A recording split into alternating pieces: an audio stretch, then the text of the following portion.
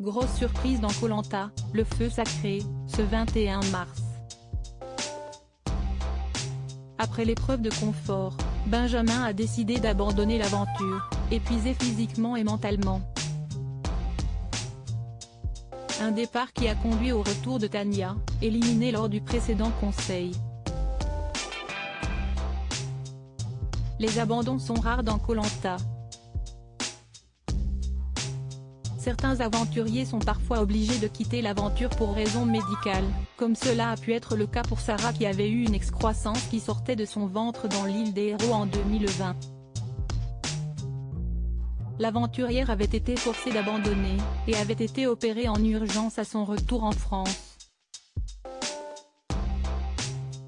Gabin des armes secrètes avait dû quitter l'aventure sur raison médicale, au même titre que Jean-Philippe dans le Totem Maudit, ou encore d'Alexandra dans l'île des Héros qui était pourtant en plein milieu de la course d'orientation.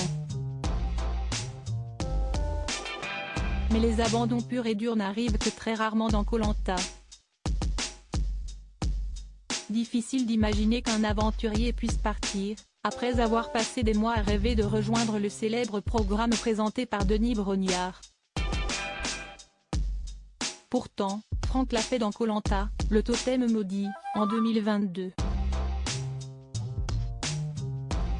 Doyen de la compétition, l'aventurier avait tout simplement baissé les bras. Je ne prends plus de plaisir, je ne suis plus dedans, avait-il expliqué face à ses camarades, avant de prendre son sac à dos sans demander son reste. Une expérience que vient de vivre Benjamin dans Koh Lanta, le feu sacré, ce mardi 21 mars. Denis Brognard met Benjamin en garde-patraque depuis son retour de l'infirmerie à cause de son problème à l'oreille. L'acolyte de Tania n'avait plus vraiment le cœur à la compétition. Nicolas l'avait d'ailleurs remarqué à son retour sur l'île et avait tenté de redonner le sourire à son coéquipier en l'impliquant dans la construction des radeaux.